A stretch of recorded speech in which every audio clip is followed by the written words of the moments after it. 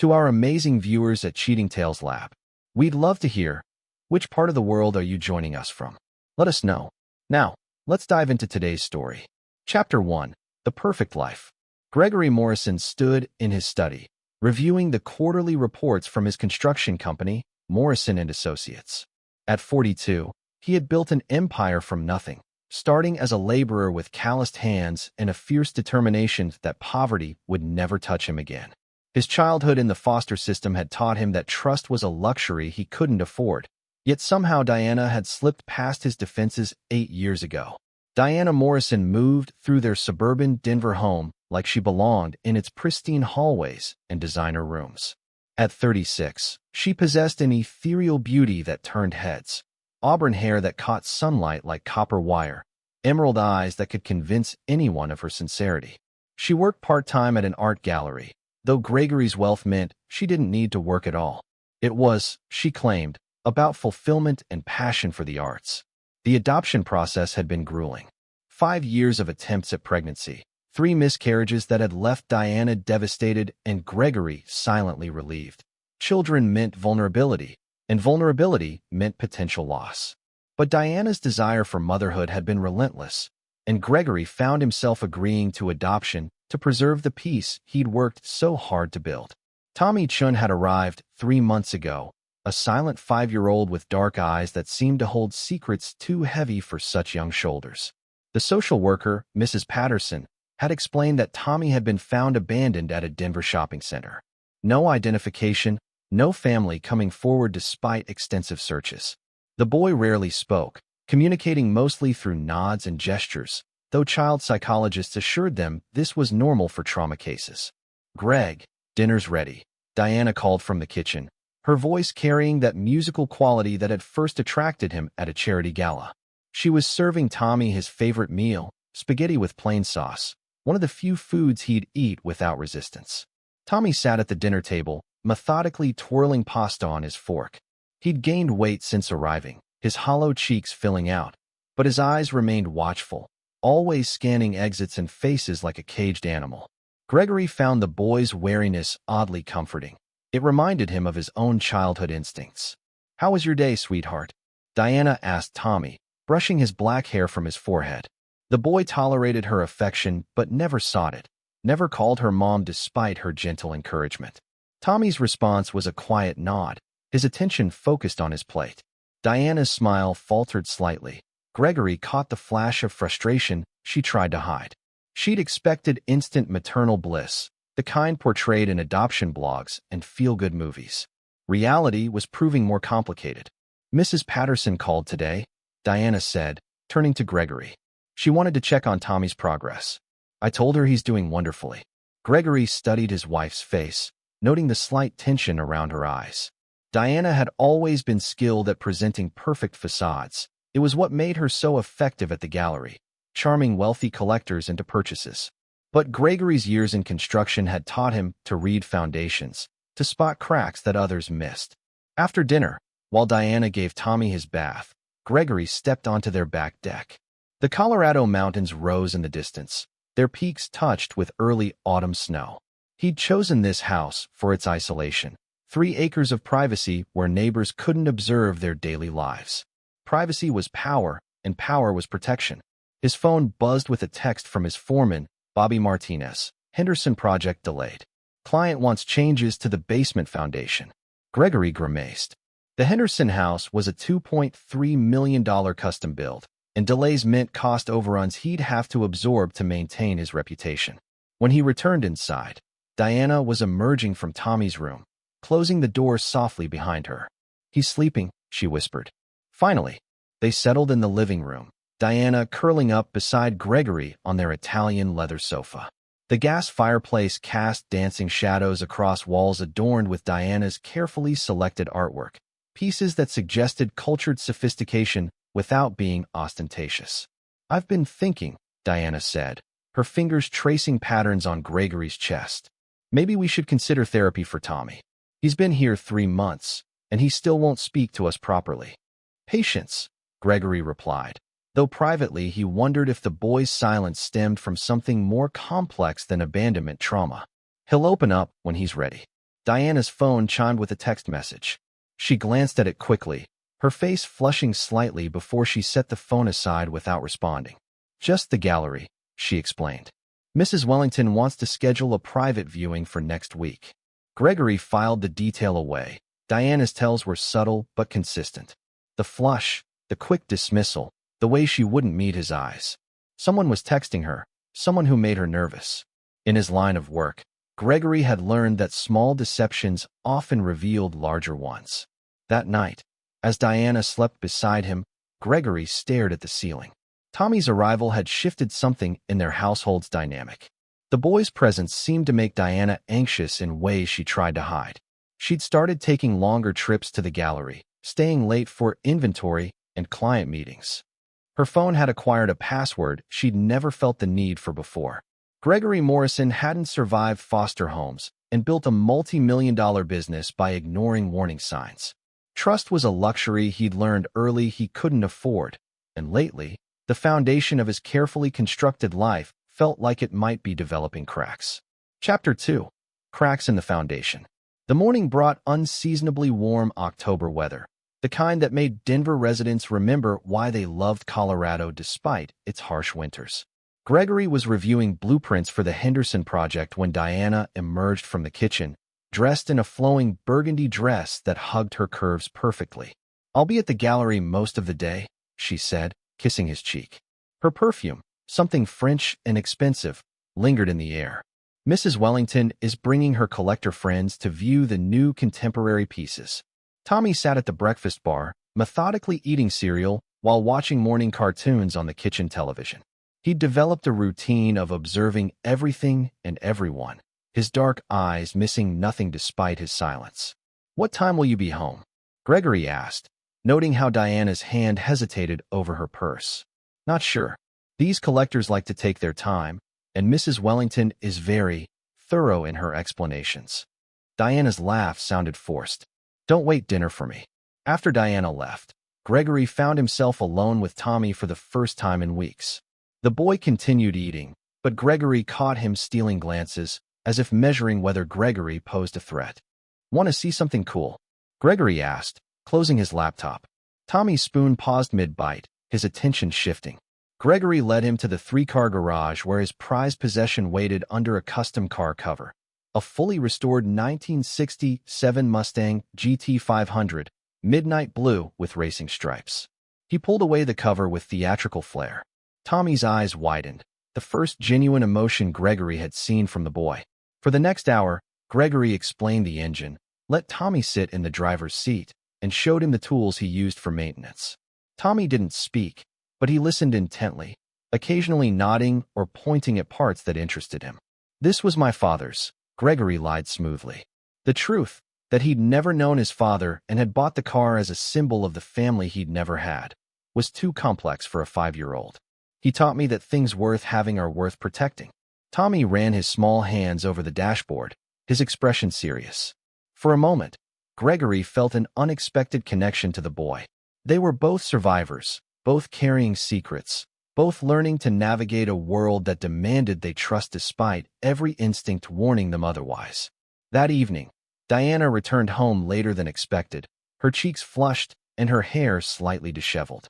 "The collectors love the new Hartwell piece," she announced, setting her purse down with practiced casualness. "Mrs. Wellington thinks we might have interested them in the sculpture series as well." Gregory noted the details. Diana's lipstick had been reapplied recently, but imperfectly. Her dress showed wrinkles that suggested she'd been sitting for extended periods. Most telling, she avoided his eyes while speaking, focusing instead on sorting through mail that had already been sorted. "Long day at the gallery," he observed neutrally. "You know how these private viewings go? Lots of talking, lots of wine." Diana moved to the kitchen, her movements slightly too quick. "How was Tommy today?" "Good. We worked on the Mustang." Gregory watched her reaction carefully. Diana's shoulders tensed almost imperceptibly. She'd always disliked his attachment to the car, claiming it was too dangerous for a family vehicle. "That's nice," she said, her voice lacking conviction. "I should check on him."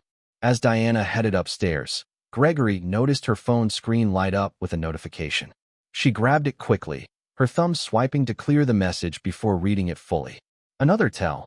Diana was naturally curious about her messages, always reading them completely before responding. Later that night, Gregory lay awake listening to Diana's breathing. She'd claimed exhaustion and gone to bed early, but her sleep seemed restless, her body tense even in unconsciousness. He waited until her breathing deepened, then carefully slipped from bed. In his study, Gregory opened his laptop and began what he did best, research and planning. Diana's gallery employed 12 people, including 2 part-time assistants. Mrs. Wellington was indeed a regular client, a wealthy widow who collected modern art with more enthusiasm than taste. The gallery's website showed several recent acquisitions, including works by an artist named Michael Hartwell, whose contemporary pieces commanded substantial prices. Gregory's construction business had taught him to investigate thoroughly before committing resources. Background checks on subcontractors, financial verification of clients, detailed research on suppliers. Due diligence was what separated successful contractors from bankrupt ones. Applying those same skills to his personal life felt natural, almost necessary. He started with Diana's phone records, accessible through their shared family plan. The past 3 months showed a pattern of increased calls to numbers not in her contact list. One number appeared frequently, often during hours when Diana claimed to be at the gallery, but before the gallery officially opened. Cross-referencing the phone number with online databases yielded limited results. It was registered to a business called Holloway Consulting, with an address in downtown Denver. Further investigation revealed that Holloway Consulting was a shell company with minimal online presence and no listed employees.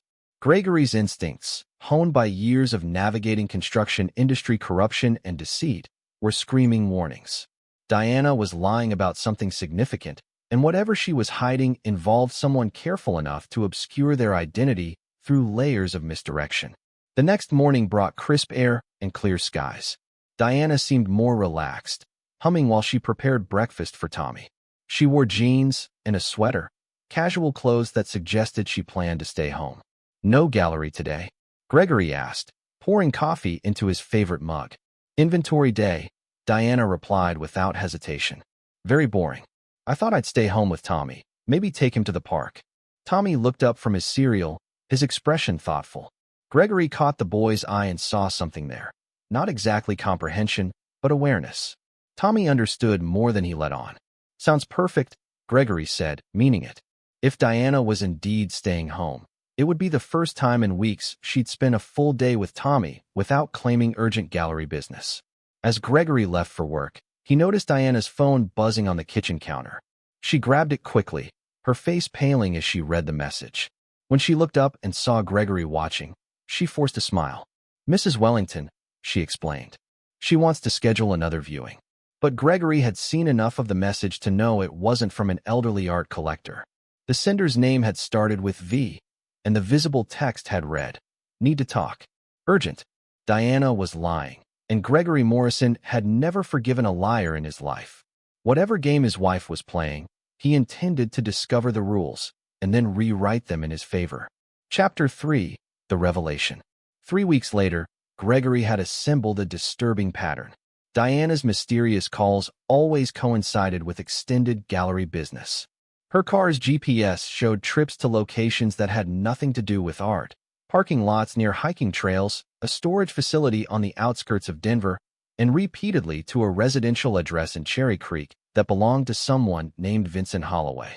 Vincent Holloway, Gregory had discovered, was 38 years old, unmarried, and owned 3 properties in Colorado. His business consulting firm was legitimate but small-scale, focusing on helping restaurants streamline operations. Most interesting was what Gregory couldn't find. No social media presence beyond basic LinkedIn, no photos in local newspapers despite his business success, and no public records beyond the minimum required for business licensing. Gregory was examining financial records in his study when Tommy appeared in the doorway, his small frame silhouetted against the hallway light. The boy rarely ventured into Gregory's private space, preferring to observe from safe distances. "Can't sleep?" Gregory asked gently, closing the laptop. Tommy nodded, padding across the room in his dinosaur pajamas. Without invitation, he climbed into the leather chair beside Gregory's desk, drawing his knees to his chest. They sat in comfortable silence for several minutes, the only sound the soft ticking of Gregory's grandfather clock. Finally, Tommy spoke, his voice barely above a whisper. "Are you going to send me away?" The question hit Gregory unexpectedly. "Why would you think that?"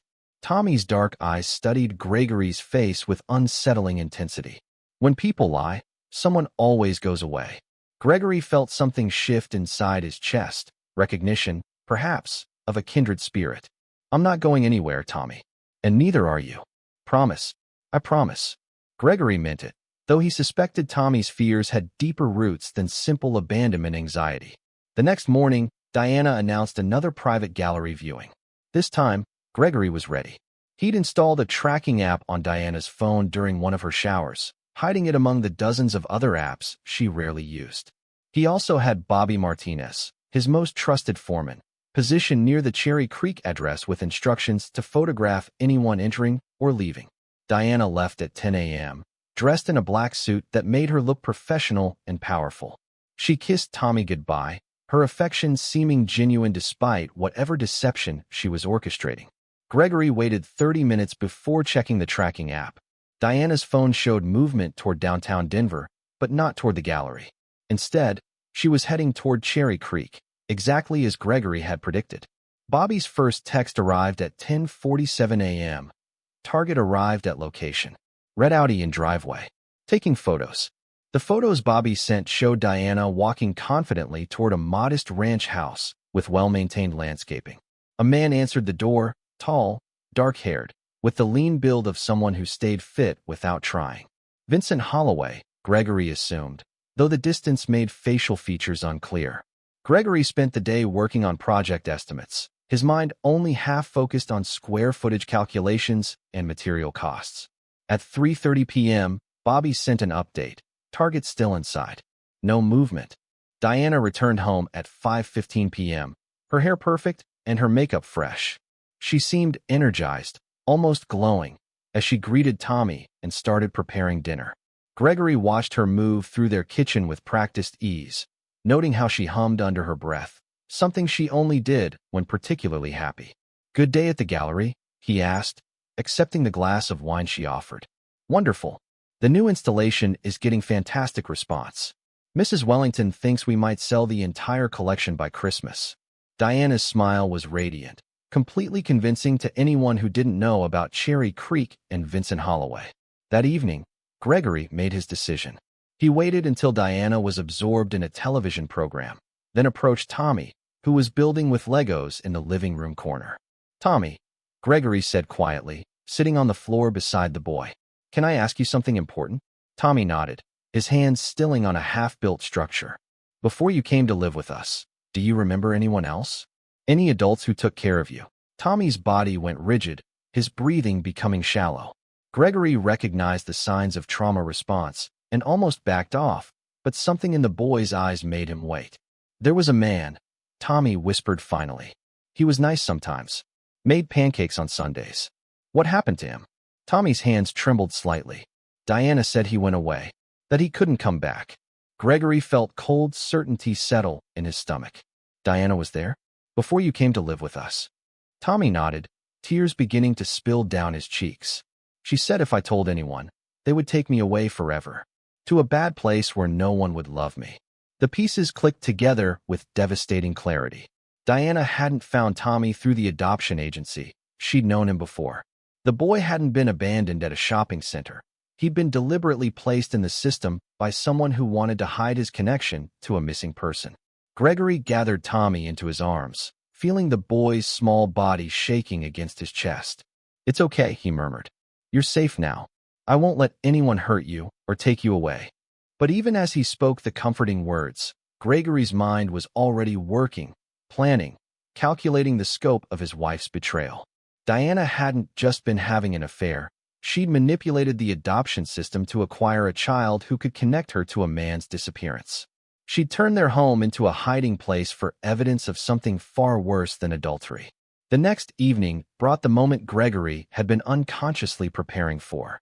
They were watching the 10 o'clock news when the anchor announced a special report about missing persons in the Denver area. Gregory felt Tommy stiffen beside him on the couch, The boy's attention suddenly laser-focused on the television screen. Denver police are renewing their search for Vincent Holloway, who disappeared 14 months ago from his Cherry Creek home, the anchor reported. The screen filled with a photograph, the same man Bobby had photographed answering Diana's knock earlier that week. Tommy's small hand gripped Gregory's arm with surprising strength. His voice came out as a strangled whisper. "Papa." Gregory's blood turned to ice as he registered Diana's reaction. Her face had drained of all color, her wine glass slipping from nerveless fingers to shatter on the hardwood floor. She stared at the television screen like she was seeing a ghost. "Tommy," Gregory said carefully, "what do you mean?"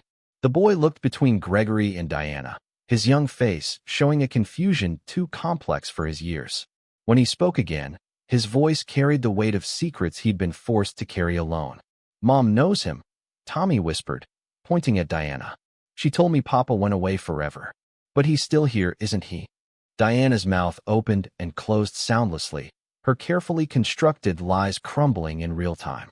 Gregory studied his wife's face and saw not just guilt, but fear, the kind of terror that came from realizing that the perfect crime was about to unravel. Gregory Morrison had spent his entire adult life building walls between himself and potential betrayal. He'd thought those walls were strong enough to protect him from the kind of devastation that could destroy everything he'd worked to create. He'd been wrong. But Diana had made a critical error in her calculations. She'd assumed that Gregory's love for her would make him weak, would make him forgive, would make him choose willful blindness over painful truth. She didn't understand that Gregory Morrison had never forgiven anyone who betrayed him. Not the foster families who'd abused his trust, not the business partners who'd tried to cheat him, and certainly not the wife who'd made him an unwitting accomplice to kidnapping and fraud. Diana was about to learn that when you betray Gregory Morrison, the consequences are swift, permanent, and exactly as ruthless as the man you chose to cross. Chapter 4. Unraveling Threads.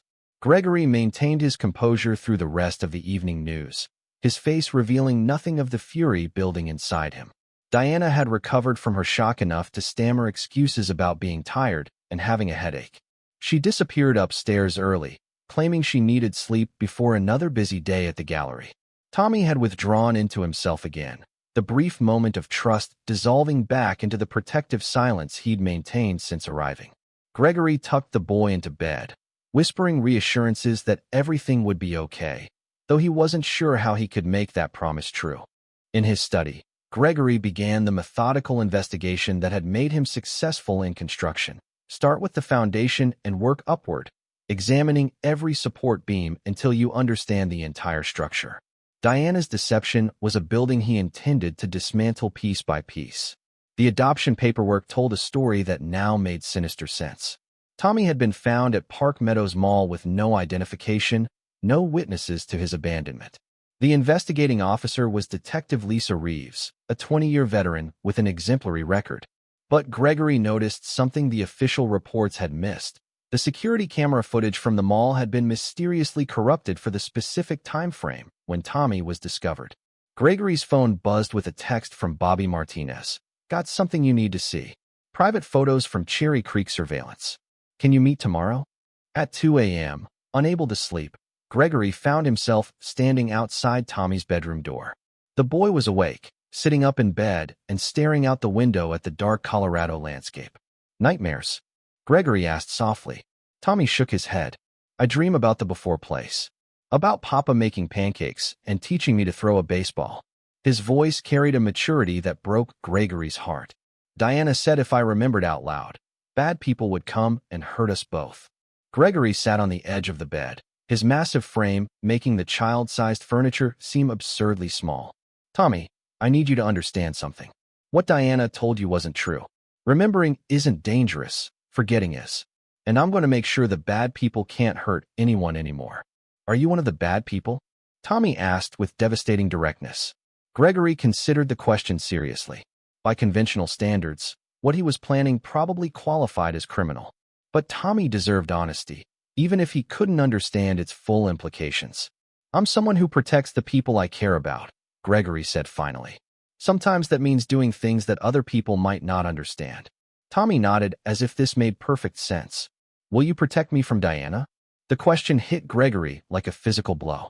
A 5-year-old child was asking for protection from the woman he'd trusted with their future, the woman he'd thought would be Tommy's loving mother. Yes, Gregory promised. I will always protect you from anyone who wants to hurt you. The next morning, Diana seemed determined to project normalcy. She made elaborate French toast for breakfast, chatted brightly about plans for redecorating Tommy's room, and kissed Gregory goodbye with lingering affection that now felt like theater. Gregory met Bobby Martinez at a diner near the construction site, choosing a corner booth where they couldn't be overheard. Bobby was a stocky man in his 50s with intelligent eyes and a reputation for discretion, qualities that had made him Gregory's most trusted employee. "This is some serious shit, boss," Bobby said without preamble, sliding a manila envelope across the table. "That house in Cherry Creek. I talked to the neighbors. Guy who lives there hasn't been seen in over a year, but someone's been maintaining the property. Lawn service, pool cleaning, mail pickup, all paid for in advance." The photographs inside the envelope told a story that made Gregory's stomach clench. Diana entering the house with her own key. Diana leaving with what appeared to be bags of groceries and cleaning supplies. Most damning, Diana talking animatedly with a man whose face was clearly visible in several shots. Vincent Holloway, very much alive despite being listed as missing for 14 months. "There's more," Bobby continued, lowering his voice. "I ran the license plate on that red Audi. Registered to a Rebecca Holloway, Vincent's sister. But according to DMV records, Rebecca died in a car accident 3 years ago. Someone's been using her identity to maintain bank accounts and credit cards." Gregory studied the photographs with growing amazement at the scope of Diana's deception. She hadn't just been having an affair, she'd been orchestrating an elaborate fraud involving fake identities, staged disappearances, and insurance money. Tommy was collateral damage in a scheme that was far more complex than simple adultery. "Bobby, I need you to do something for me," Gregory said, his voice deadly calm. "I need you to find out everything about Vincent Holloway's finances. Bank accounts, insurance policies, investments, debts, everything. And I need to know who benefits from his disappearance." Bobby nodded grimly. "What about your wife? What about her? You going to confront her? Call the cops." Gregory smiled, and Bobby recognized the expression from construction sites when contractors try to cheat them. It was the smile of a man who had just figured out how to turn a disadvantage into total victory. "No," Gregory said. "I'm going to give her exactly what she thinks she wants." That afternoon, Gregory made a call to his insurance agent, a nervous man named Harold Kimball, who handled policies for most of Gregory's business interests. Gregory explained that he wanted to increase his life insurance coverage significantly, from $1 million to $5 million, with Diana as the primary beneficiary. "That's quite an increase, Mr. Morrison," Harold said uncertainly. "The insurance company will require medical examinations, financial documentation." "Whatever they need," Gregory interrupted. "Money isn't an issue. I just want to make sure my family is provided for if something happens to me." Gregory's next call was to his lawyer, Patricia Hennessy, a sharp woman in her 60s who'd handled his business contracts for 8 years. He scheduled a meeting to update his will, explaining that he wanted to ensure Tommy's future was protected. The pieces of Gregory's counterplan were falling into place with the precision he brought to construction projects. Diana thought she was manipulating him, but Gregory had spent his entire career reading blueprints, understanding load-bearing structures, and recognizing when foundations were compromised. Diana's foundation was about to collapse, and Gregory intended to control every aspect of the demolition. That evening, Diana seemed unusually affectionate, curling up against Gregory on the couch while Tommy played with his Legos nearby. She talked about their future together, about maybe adopting another child to give Tommy a sibling, about the vacation they should take to Europe next summer. Gregory listened to her weave fantasies about their life together, all while knowing that she was planning his death. The insurance money, combined with whatever Vincent Holloway had stolen, would give Diana the freedom to disappear entirely. Tommy would be left with nothing, no family, no stability, no protection from people who viewed him as a dangerous loose end. "I love you," Diana whispered against his neck, her breath warm and seemingly sincere. "I love you too," Gregory replied, meaning it in the past tense. Later that night, while Diana slept peacefully beside him, Gregory stared at the ceiling and finalized his plans. Diana had made the classic mistake of assuming that because Gregory loved her, he was weak. She'd confused his capacity for care with an inability to strike back when threatened. Gregory Morrison had learned early in life that love was a luxury that could be weaponized against you. But hate, controlled, focused, methodical hate, was a tool that could reshape the world to your specifications. Diana had betrayed his trust, stolen from him, and threatened an innocent child's safety. Those were unforgivable sins in Gregory's moral universe, and unforgivable sins demanded permanent consequences. Tomorrow, Gregory would begin teaching Diana the difference between loving someone and being weak enough to let them destroy you. It was going to be a lesson she would never forget, in the brief time she had left to remember anything at all. Chapter 5. The Missing Man Story. Gregory's investigation into Vincent Holloway revealed a man who had lived carefully, leaving minimal digital footprints and maintaining financial arrangements that suggested someone expecting to disappear. Bank records, accessed through connections Gregory had cultivated in Denver's financial community, showed that Vincent had been systematically liquidating assets for months before his supposed disappearance. The most revealing discovery came from Vincent's neighbor, Mrs. Chun, an elderly woman who spent her days watching the neighborhood from her front window. Gregory approached her under the pretense of considering a house purchase in the area, and Mrs. Chun proved eager to share gossip about the poor missing man. Vincent was such a quiet fellow, Mrs. Chun said, pouring tea in her immaculate living room. Always polite, kept his property nice. But in the months before he vanished, he had that woman visiting constantly. Beautiful redhead, drove a white Mercedes. Diana's car. Gregory kept his expression neutral while Mrs. Chun continued. Strange thing was, she had her own key. Would come and go even when Vincent wasn't home. Sometimes she'd bring a little boy, Asian child, very quiet. The boy would play in Vincent's backyard while the woman moved things around inside the house. Did you ever see Vincent and the woman together? Mrs. Chin's expression grew thoughtful. Few times. They seemed familiar, like people who've known each other a long time. But Vincent changed after she started coming around regular. Lost weight, seemed nervous. I told my daughter something wasn't right about that situation. Gregory pressed for more details, learning that Vincent's disappearance had been preceded by several weeks of increased activity at the house. Moving trucks, cleaning services, and multiple visits from Diana, all suggesting someone preparing for a planned absence rather than a sudden vanishing.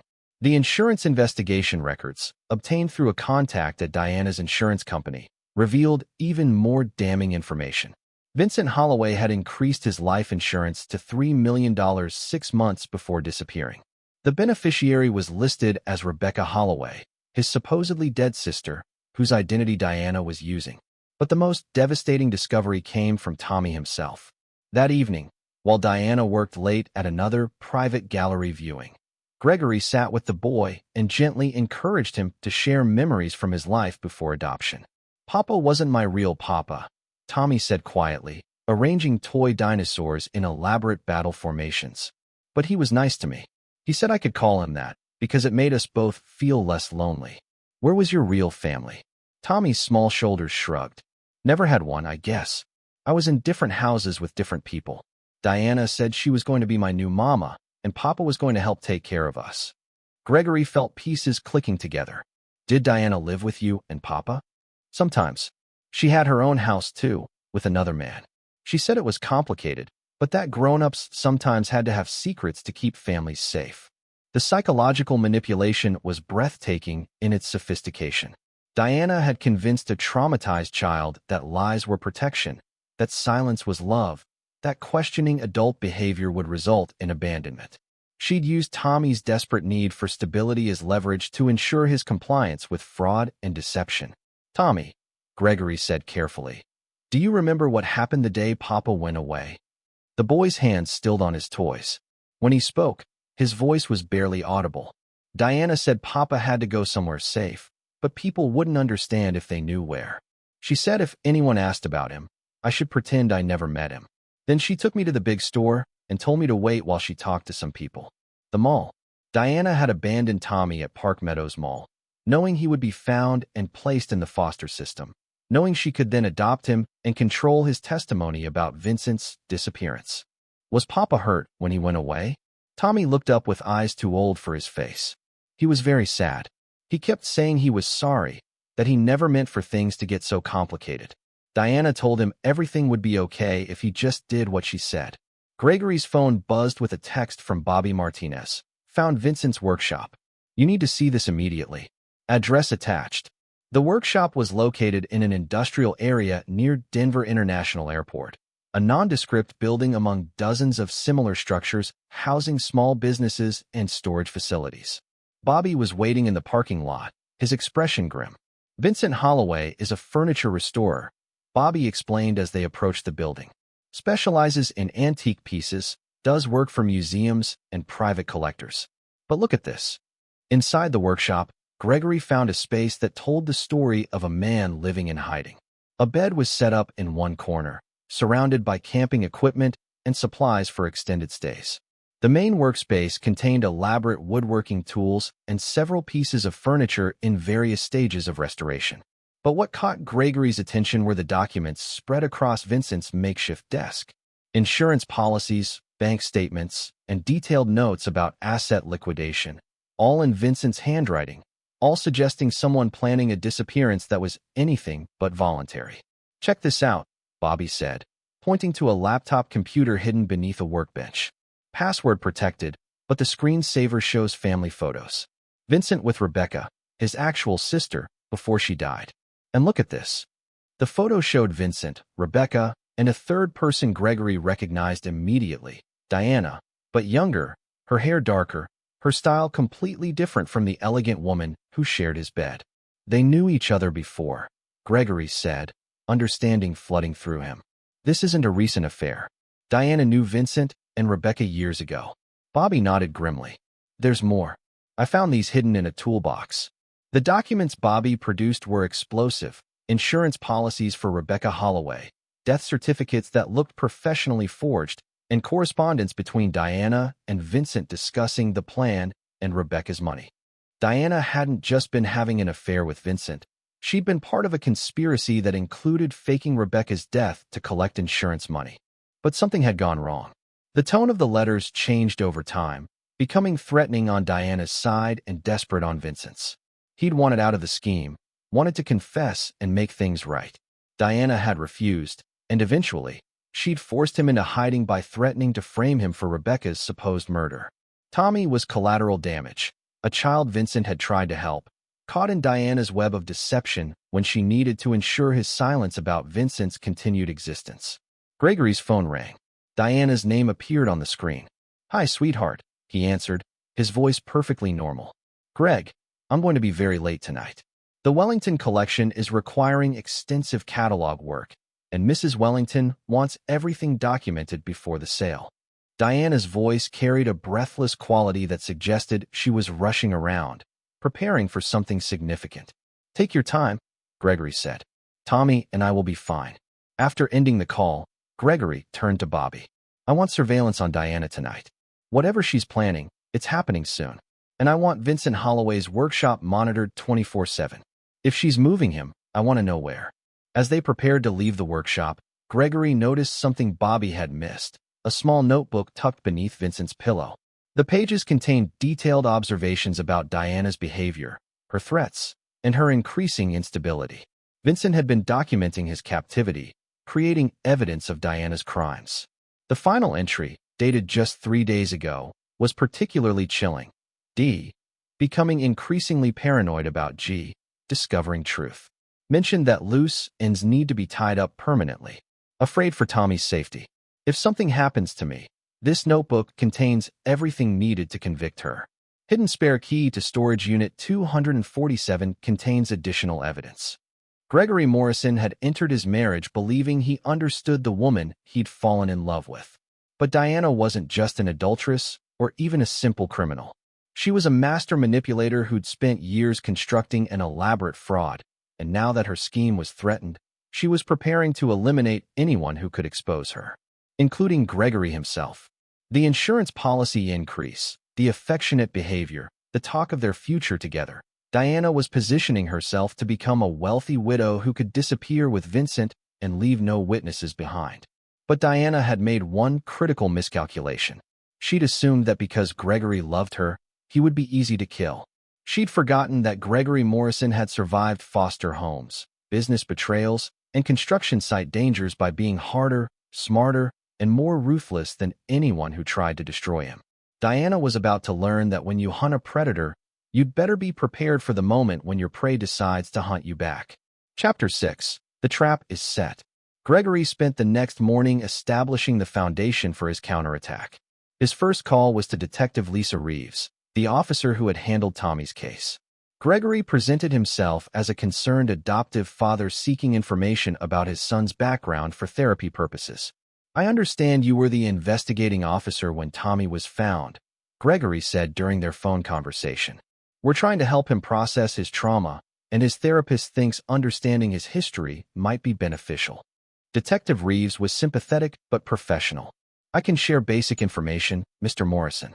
Tommy was found at Park Meadows Mall by security, appeared well cared for, but was non-responsive to questions. No witnesses came forward, and despite extensive investigation, we couldn't locate any family members. The security footage from that day, was it helpful in the investigation? Unfortunately, the cameras malfunctioned during the critical time frame. Technical problems with the system meant we had no visual record of how Tommy arrived at the mall or who might have left him there." Gregory thanked Detective Reeves and ended the call, knowing the camera malfunction hadn't been accidental. Diana had planned Tommy's abandonment meticulously, ensuring no evidence would link her to the scene. His next call was to Mrs. Patterson, the social worker who had facilitated Tommy's adoption. Gregory explained that they were considering family counseling and needed to understand more about Tommy's psychological evaluation from his time in foster care. Tommy was an unusual case, Mrs. Patterson admitted during their conversation. Most abandoned children show signs of neglect or abuse, but Tommy appeared to have been well cared for. His trauma seemed more related to sudden separation than to long-term mistreatment. Did he ever mention previous caregivers? He was very reluctant to discuss his past. The few times he did speak, he mentioned a man he called Papa and a woman, but he seemed afraid to provide details. We assumed he was protecting himself from painful memories. Gregory's afternoon was spent with Patricia Hennessy, updating his will and establishing a trust fund for Tommy that would ensure the boy's financial security regardless of what happened to Gregory or Diana. The trust was structured so that Diana couldn't access the funds even if something happened to Gregory, a protection Tommy would need if Diana's plan succeeded. "This is quite generous," Patricia observed as she reviewed the documents. $5 million is substantial security for a child. "Tommy's been through enough trauma," Gregory replied. "I want to make sure he never has to worry about money or stability again." That evening, Gregory implemented the first stage of his trap. Over dinner, he announced casually that he'd been experiencing chest pains and planned to see a cardiologist the following week. Diana's fork paused halfway to her mouth. "Chest pains? Why didn't you tell me?" "Probably nothing serious," Gregory said with studied nonchalance. "Stress from the Henderson project, most likely. But at my age, it's better to be cautious." He watched Diana process this information, seeing her mind working behind her concerned expression. If Gregory had heart problems, it would provide the perfect cover for his death. Natural causes, no investigation, immediate insurance payout. "You should see Dr. Martinez," Diana said, her voice carefully concerned. "He's supposed to be the best cardiologist in Denver." Gregory agreed, noting how Diana's mood seemed to brighten throughout the rest of dinner.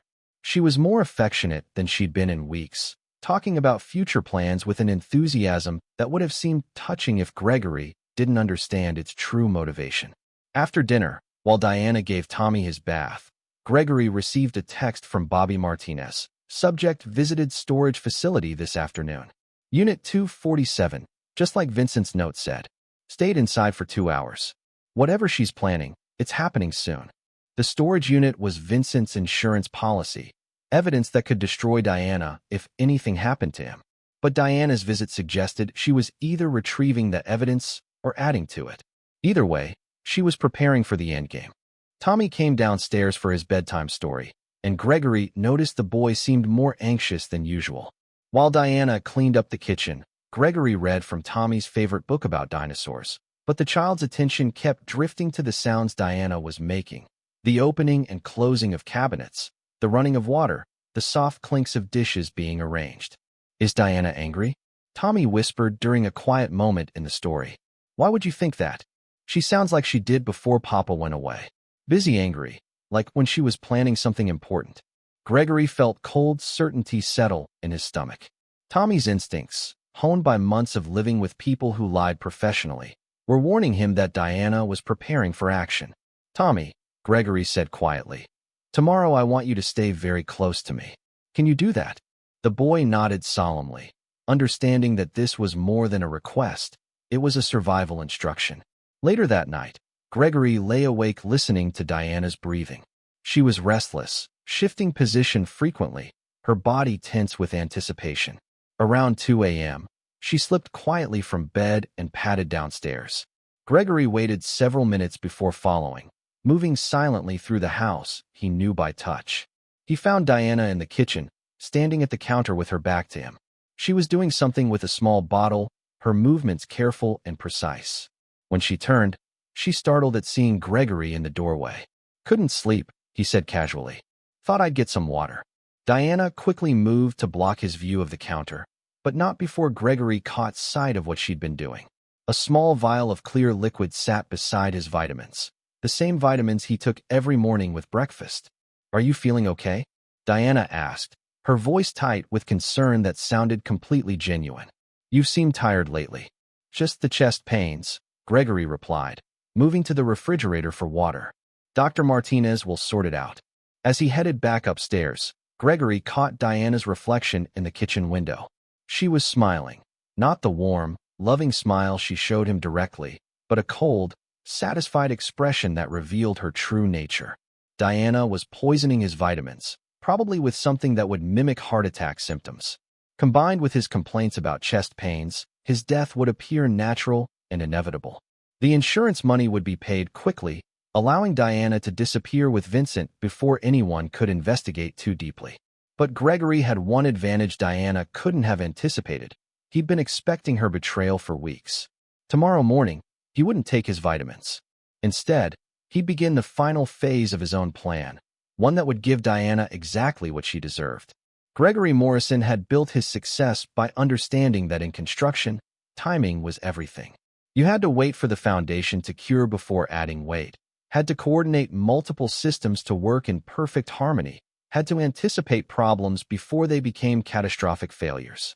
Diana thought she was about to execute the perfect crime, but she was actually walking into a trap that had been months in preparation.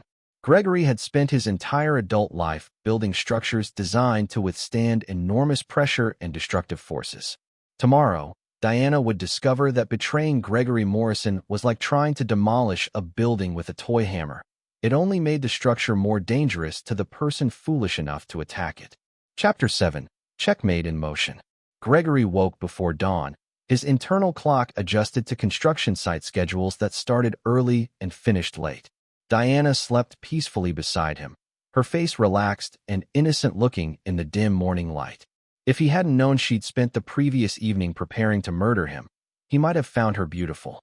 Moving silently through his morning routine, Gregory palmed his vitamins instead of swallowing them, dumping them into a plastic bag he'd hidden in his shaving kit. The evidence would be important later, when Detective Reeves needed proof of attempted murder to support the charges Gregory was building against his wife. Downstairs, Diana was already preparing breakfast with unusual enthusiasm. She hummed while making coffee, her movements light and energetic. Tommy sat at the breakfast bar, picking at his cereal while watching Diana with the same wariness he'd shown since arriving at their house. "How are you feeling this morning?" Diana asked Gregory, her eyes bright with false concern. "Any chest pains?" "A little tightness," Gregory replied, playing his role perfectly. "I called Dr. Martinez's office. They can see me this afternoon if someone cancels." Diana's smile widened almost imperceptibly. "That's wonderful. I'm sure he'll be able to help." After breakfast, Gregory kissed Diana goodbye and headed to his office, but instead of going to the construction site, he drove to downtown Denver and the offices of a private investigation firm he'd used occasionally for background checks on potential business partners. Ray Sullivan was a former police detective who'd parlayed 25 years of law enforcement experience into a successful private practice. He specialized in insurance fraud cases, which made him perfect for Gregory's needs. "I need surveillance on my wife," Gregory said without preamble after settling into Ray's cramped office. "She's planning to kill me for the insurance money, and I need documented evidence of her activities." Ray didn't even blink at the statement. After 2 decades investigating insurance fraud, attempted spousal murder probably seemed routine. "How do you want to handle this? Wire you up for conversations, or focus on her external activities?" "Both. I want everything documented. Phone calls, meetings, financial transactions, the works. And I want protection for my son. He's a witness to previous crimes that could implicate her." Gregory handed Ray a file containing photographs, financial records, and detailed timelines of Diana's activities. Ray studied the information with professional interest, occasionally making notes or asking clarifying questions. "This is sophisticated stuff," Ray observed. "Your wife isn't an amateur. The fake identity, the staged disappearance, the insurance manipulation, this is organized crime-level planning. Which is why I need professional documentation. When this goes to trial, I want evidence that's unimpeachable." Ray nodded, understanding the implications. "If she's planning to move against you soon, we don't have much time to set up proper surveillance. When do you think she'll make her play? Tonight or tomorrow morning? She poisoned my vitamins last night, and she thinks I'll be taking them for several more days before the dose builds up enough to trigger heart attack symptoms." "Jesus Christ," Ray muttered. "What kind of poison? I won't know until I get the vitamins tested, but probably something that mimics cardiac events. She's too smart to use anything immediately detectable." Gregory's phone buzzed with a text from Diana. "Gallery emergency. Won't be home until late tonight. Don't wait up. Love you." Ray caught Gregory's expression and raised an eyebrow. "That's not a gallery emergency, is it?" "No," Gregory replied grimly. "That's Diana positioning herself with an alibi while she finalizes her plans." The rest of the morning was spent establishing the surveillance network Ray would coordinate. Cameras at Gregory's house, trackers on Diana's car, and monitoring equipment for her phone communications. Ray also arranged for an undercover operative to watch Tommy during school hours, ensuring the boy's safety if Diana decided to eliminate potential witnesses. Gregory's afternoon appointment with Dr. Martinez was real. He needed medical documentation that his heart was perfectly healthy, establishing that any subsequent cardiac event would be suspicious. Dr. Martinez was puzzled by Gregory's request for extensive cardiac testing despite minimal symptoms, but agreed to perform a complete evaluation. "Your heart is in excellent condition," Dr. Martinez confirmed after reviewing test results. "Blood pressure normal, EKG perfect, stress test shows no abnormalities. Whatever chest pains you've been experiencing aren't cardiac-related." Gregory thanked the doctor and requested copies of all test results, explaining that he wanted them for his personal medical records. The documentation would be crucial when Diana's poison triggered symptoms that contradicted his actual cardiac health. At 4 p.m., Ray called with an update. "Your wife left the gallery at 2:30 and drove to Cherry Creek. She's been inside Vincent Holloway's house for the past hour and a half. Our audio surveillance picked up heated conversation, but we can't make out specific words. Any indication of what they're discussing? Based on body language visible through windows, it looks like an argument. Diana appears agitated. Vincent seems resistant to whatever she's proposing." Gregory wasn't surprised. Vincent had never wanted to be part of Diana's escalating crimes, and forcing him to participate in murder would require significant coercion. Diana was probably threatening to expose him for Rebecca's death if he didn't help eliminate Gregory. That evening, Gregory picked Tommy up from school personally, ignoring the boy's surprised questions about the change in routine. During the drive home, Gregory explained carefully that they might need to leave quickly if dangerous people came to their house. "Like when Diana took me from Papa?" Tommy asked with unsettling clarity. "Something like that. If I tell you to go to the safe room, you remember where that is." Gregory had shown Tommy the panic room he'd installed during the house's construction, a hidden space behind his study bookshelf with independent communication systems and supplies for several days. It was designed for home invasion scenarios, but would work equally well for protecting Tommy from Diana. "I remember," Tommy said solemnly. "Will you come with me? I'm going to try, but if I can't, You wait there until the police come. And you tell them everything about Diana and Papa, okay? Everything she told you to keep secret. Tommy nodded, his young face showing determination that reminded Gregory of himself at that age. A child learning that survival sometimes required adult responsibilities. At 8 p.m., Ray called with critical intelligence. Vincent Holloway just left Cherry Creek in a panel van. Our surveillance team is following at a distance, but it looks like he's heading toward your neighborhood. Gregory felt adrenaline spike through his system. How long until he reaches my house? 20 minutes, maybe 30, depending on traffic. And Diana? Still at Cherry Creek, but she's packing bags. Looks like she's preparing to leave town immediately after whatever happens tonight. Gregory ended the call and immediately activated the plan he'd been preparing for weeks. First, he sent Tommy to the panic room with instructions to lock the door and not come out unless Gregory or a police officer gave him the all-clear. Second, he activated recording equipment Ray had installed throughout the house, ensuring that anything Diana or Vincent said would be documented. Finally, he called Detective Reeves and reported that he had evidence of a plot to murder him, requesting immediate police response. Mr. Morrison, this is a very serious accusation, Detective Reeves said. Do you have concrete evidence of this alleged plot? I have recorded conversations, documented surveillance, and physical evidence of poison in my vitamin supplements. Vincent Holloway, the missing person from 14 months ago, is currently en route to my house with my wife's assistance. They're planning to make my death look like a heart attack. There was silence on the line as Detective Reeves processed this information. We're dispatching units to your location immediately. Do not confront these individuals yourself, Mr. Morrison. If your allegations are correct, they've already committed multiple felonies and won't hesitate to escalate to violence. Gregory agreed to wait for police assistance, but privately planned to handle the situation his own way. He'd spent his entire adult life protecting himself and his interests, and he wasn't about to trust Diana's arrest to others when she demonstrated such skill at manipulating systems and people. At 8:47 p.m., Gregory's security system alerted him to movement on his property. Through the surveillance cameras, he watched Vincent Holloway park the panel van at the end of his driveway and approach the house on foot.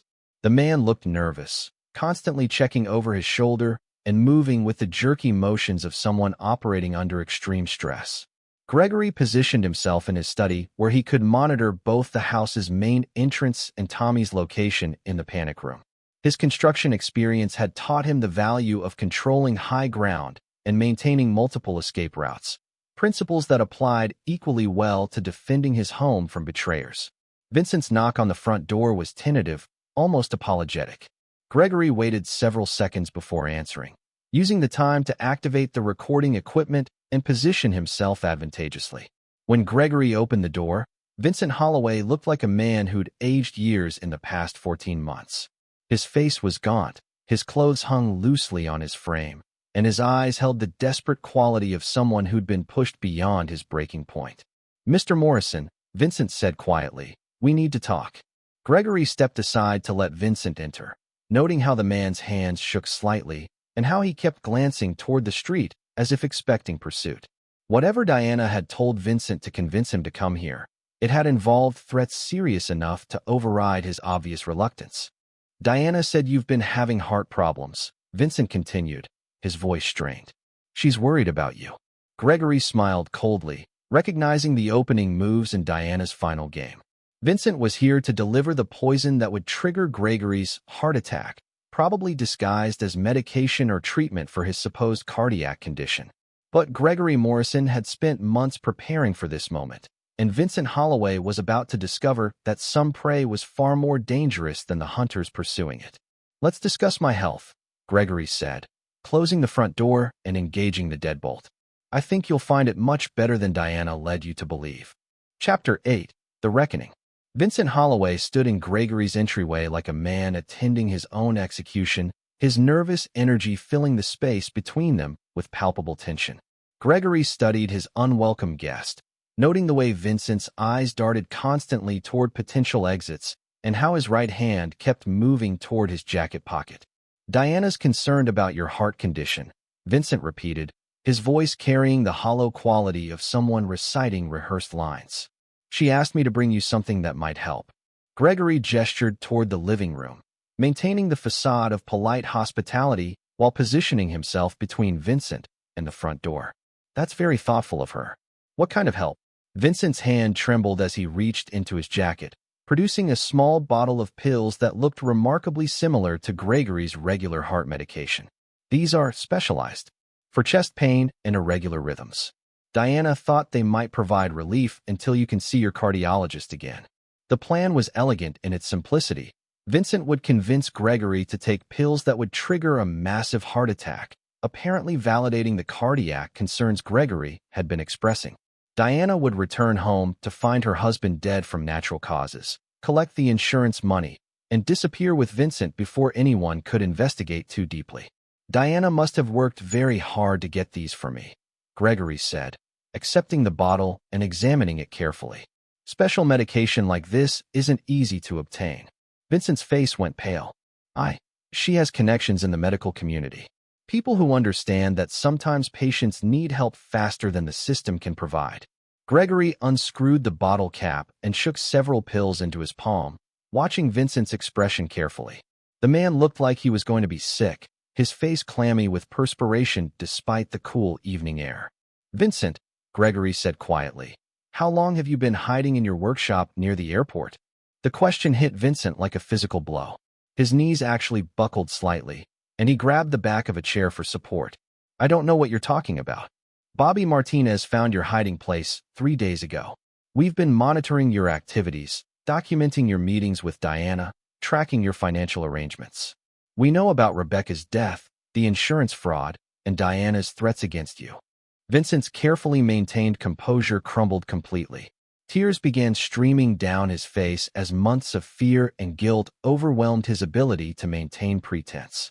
She said she'd tell the police I killed Rebecca if I didn't help her. But I never meant for any of this to happen. Rebecca's death was an accident, and Diana convinced me to hide it to avoid investigation. Gregory felt pieces clicking into place with devastating clarity. Rebecca Holloway hadn't been murdered for insurance money. She died accidentally, probably in a car crash that Diana had helped Vincent cover up to avoid drunk driving charges or similar complications. But once Vincent was complicit in hiding Rebecca's death, Diana had gained leverage she could use to force his cooperation in increasingly serious crimes. What really happened to Rebecca? Vincent collapsed into the chair, his body shaking with suppressed sobs. She was driving drunk, crashed into a tree on a back road near my house. She was already dead when I found her. Diana was there. They'd been fighting about money Rebecca owed her. Diana said if we reported the accident, the police would investigate Rebecca's finances and discover debts that would implicate both of us in her business problems. So you moved the body and faked the scene. Diana handled most of it. She knew people who could create false documentation, make it look like Rebecca died somewhere else. All I had to do was stay quiet and collect the insurance money when Rebecca was declared dead. Gregory studied Vincent's face, seeing genuine remorse mixed with the exhaustion of someone who'd been manipulated beyond his breaking point. But Diana kept asking for more. She said we were partners now, that we had to look out for each other. When she started having problems with her marriage, she needed me to disappear so she could claim I was missing and cash in on my life insurance too. It was supposed to be temporary, just until she could divorce you and split the assets fairly. The naivety was breathtaking.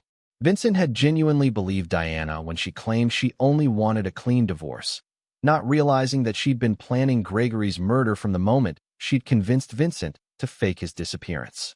What about Tommy? Vincent's face crumpled with fresh guilt. Tommy was living with me when Diana decided I needed to disappear.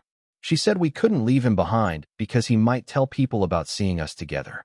So she arranged for him to be adopted by you, claiming it would keep him safe, while giving her access to monitor what he remembered. Gregory felt cold fury building in his chest. Diana hadn't just stolen a child to cover her tracks. She'd manipulated the adoption system to place Tommy in their home as both evidence suppression and eventual witness elimination. Tommy's presence had been part of her murder plan from the beginning. The pills you brought me, Gregory said, returning to the immediate threat. What are they supposed to do? Diana said they'd cause chest pain that would look like a heart attack. She promised they wouldn't actually hurt you, just create symptoms that would convince doctors you needed emergency treatment. Vincent's voice broke with the realization of how thoroughly he'd been deceived. But they're not just for symptoms, are they? She's planning to kill you. Before Gregory could respond, the sound of a car in the driveway announced Diana's arrival. Through the front window, Gregory watched his wife park her Mercedes and stride toward the house with the confident walk of someone expecting to find her problems solved. "Vincent," Gregory said quickly, "you have one chance to do the right thing. Help me record Diana's confession, and I'll make sure the police understand you were coerced into this." Vincent nodded frantically, relief washing over his face at the prospect of finally escaping Diana's control. Gregory quickly positioned him in the living room where hidden cameras would capture the entire conversation, then moved to answer Diana's knock. Diana entered the house like she owned it, her expression bright with anticipation that would have been charming if Gregory didn't understand its true source. She was dressed in black, appropriate for a widow, Gregory thought grimly. "How did everything go?" she asked Vincent, her voice carrying the tone of someone discussing routine business rather than attempted murder. "He took the pills," Vincent lied smoothly, playing his role in Gregory's countertrap. "Said he was grateful you'd found something to help with his chest pain." Diana's smile was radiant with satisfaction. "Perfect. How long before the effects begin?" "The dosage should trigger symptoms within 12 to 15 hours, Vincent replied, sticking to the script Diana had obviously provided. "It'll look like a massive heart attack brought on by stress and underlying cardiac problems." Gregory felt his phone vibrate with a text from Detective Reeves. "Units in position. Proceed with plan."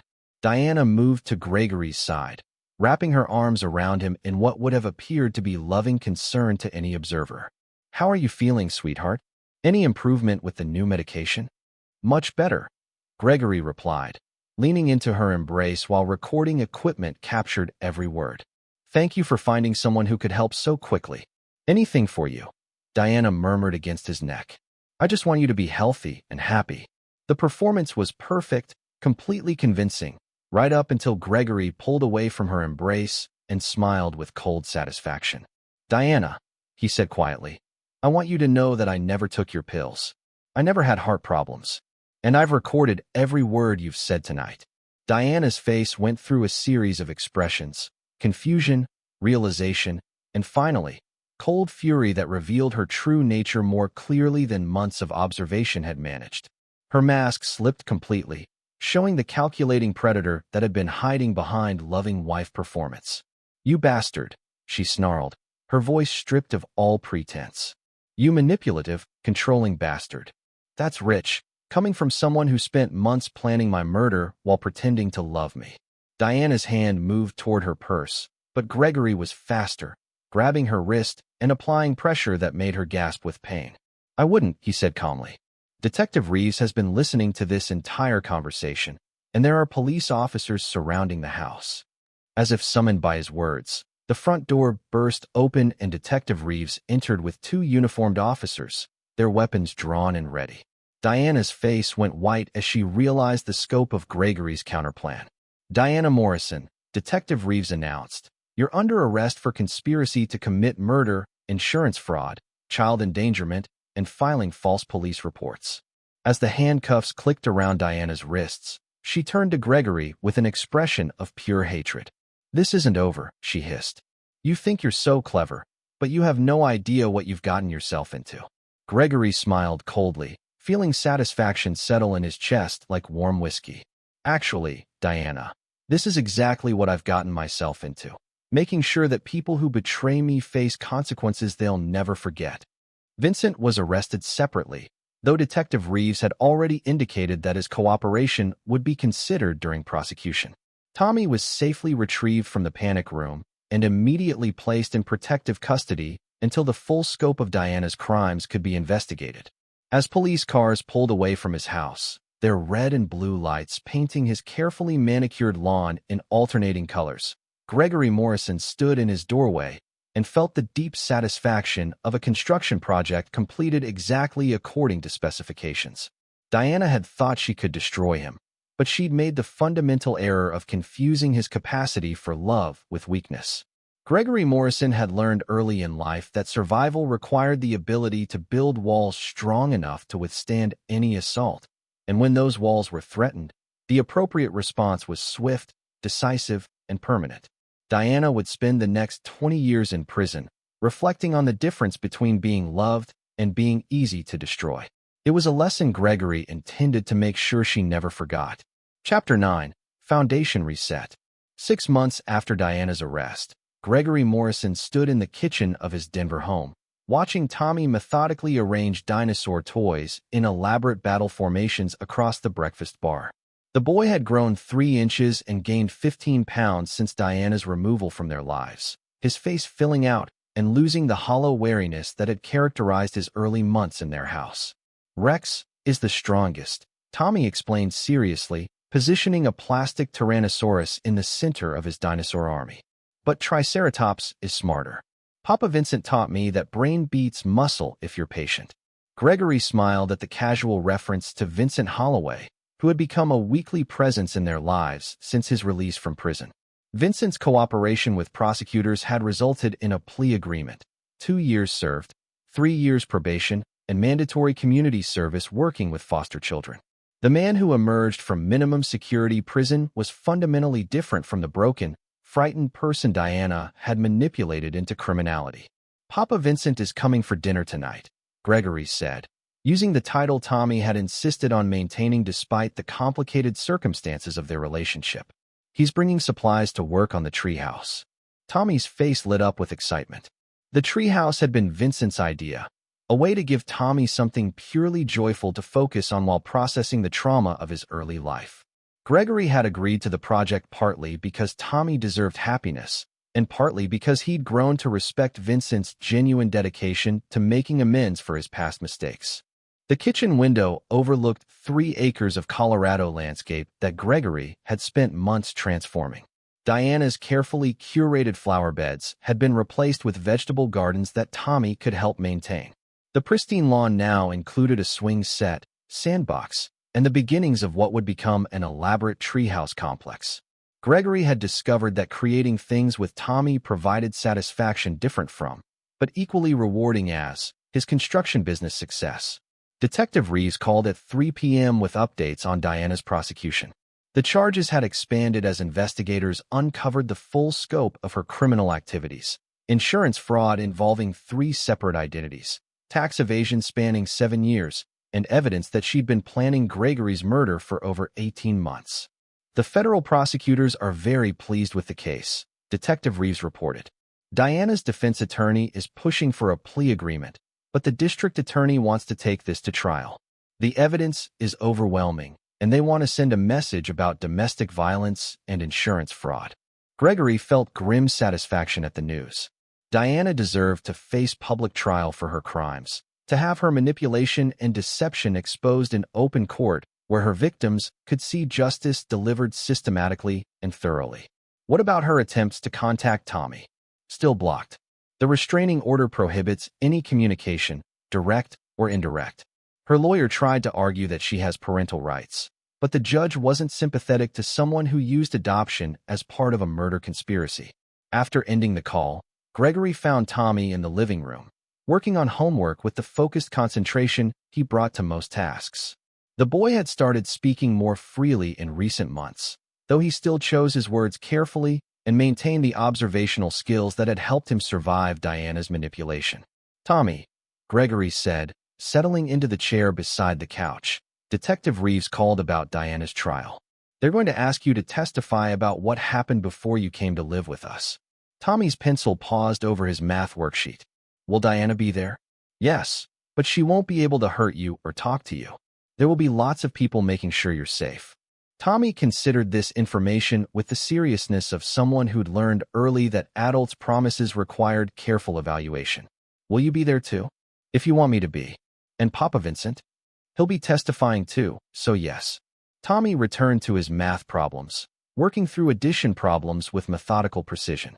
Finally, without looking up from his worksheet, he said quietly, I want to tell them what Diana did, so other kids don't have to be scared like I was. Gregory felt something warm and proud settle in his chest. Tommy's courage in facing his trauma rather than hiding from it reminded Gregory of his own childhood resilience, though Tommy was fortunate to have support systems that Gregory had been forced to build for himself. Vincent arrived at 6 p.m. carrying lumber, tools, and Chinese takeout from Tommy's favorite restaurant. Prison had changed him in positive ways. He'd gained weight, developed confidence that came from taking responsibility for his actions, and found purpose in his work with foster children. The guilt and fear that had characterized his pre-arrest personality had been replaced by quiet determination to use his experience helping others avoid similar manipulation. "How was group therapy today?" Gregory asked as they unpacked dinner containers in the kitchen. "Productive. We're working with 3 new families dealing with adoption trauma. Amazing how many kids have trust issues because adults lied to them about basic safety." Vincent's voice carried the authority of someone who'd learned these lessons through painful personal experience. Tommy appeared in the kitchen doorway, drawn by the smell of sweet and sour chicken. "Did you tell them about the treehouse project?" "I did. Several families are interested in building projects as trust-building activities. Turns out that creating something together helps kids believe that adults can be reliable." Gregory watched Vincent interact with Tommy, noting the easy affection between them that had developed over months of shared activities and honest conversation. Vincent had never tried to replace Gregory as Tommy's primary guardian, but he'd carved out a role as trusted friend and mentor that enriched Tommy's life immeasurably. After dinner, they worked on treehouse construction until dark, with Tommy holding flashlights and passing tools while Gregory and Vincent assembled the platform that would support the main structure. The work was satisfying in ways that Gregory's commercial construction projects never achieved, building something purely for joy rather than profit, creating memories rather than meeting deadlines. That night, after Tommy was asleep, Gregory and Vincent sat on the back deck with beer and discussed the complexities of their unusual family arrangement. Vincent had initially been uncomfortable with Gregory's forgiveness, expecting anger and resentment that never materialized. "I still don't understand why you let me be part of Tommy's life," Vincent said, not for the first time. "I was complicit in kidnapping him, even if I didn't understand the full plan." Gregory considered the question seriously, as he had many times over the past months. "Because Tommy loves you, and you've earned that love through consistent actions rather than manipulation. Because you've taken responsibility for your mistakes and worked to make amends. And because Diana's greatest crime wasn't the fraud or the attempted murder. It was teaching a child that love was conditional on silence and compliance." Vincent nodded, understanding the distinction Gregory was making. Tommy deserves adults who tell him the truth and keep their promises. Exactly. Diana taught him that family meant lies and fear. We're teaching him that family means honesty and safety.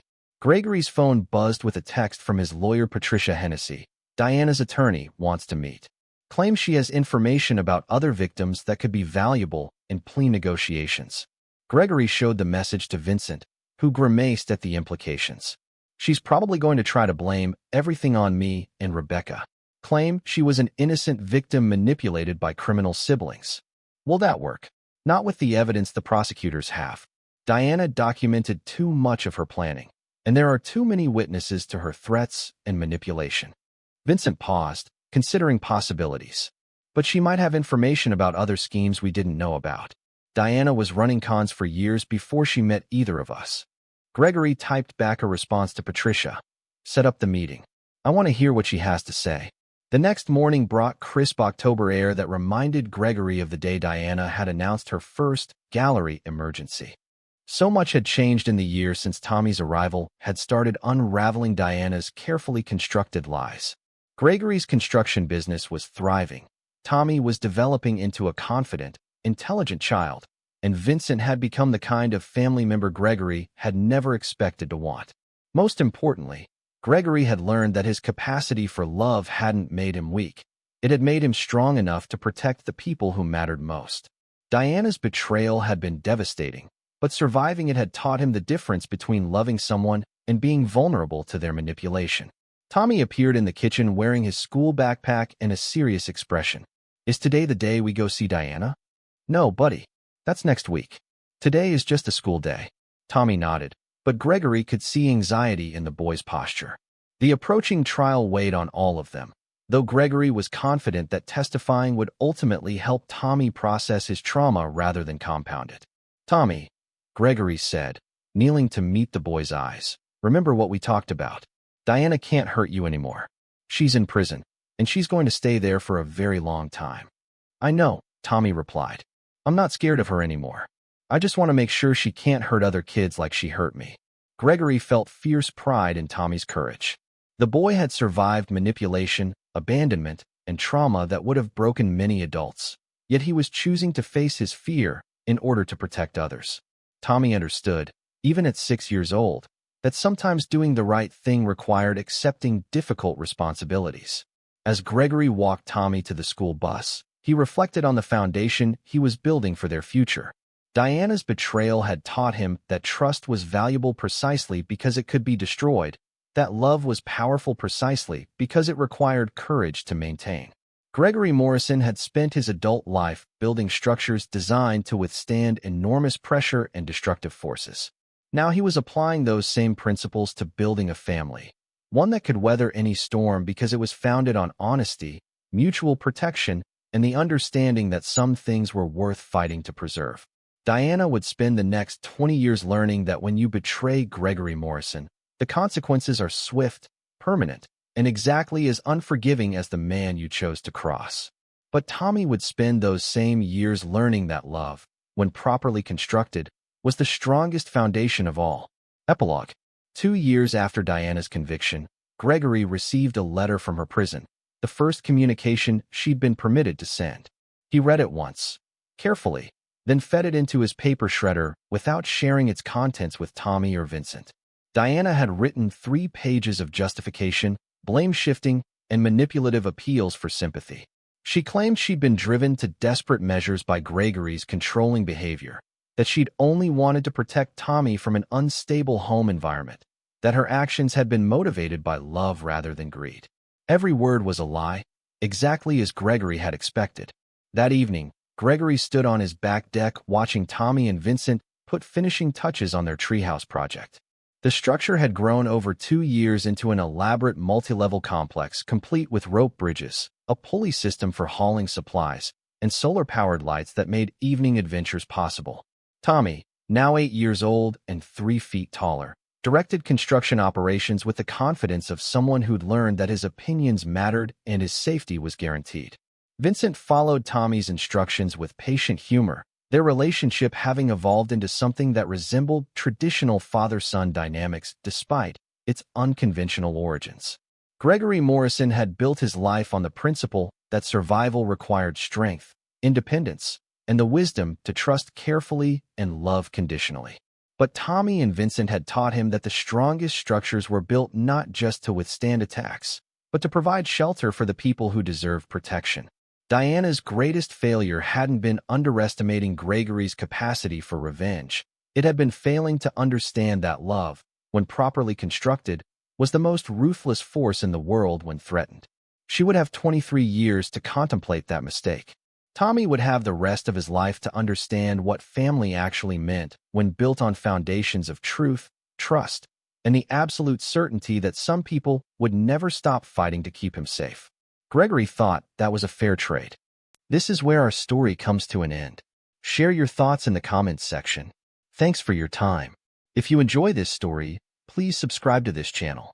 Click on the video you see on the screen, and I will see you there.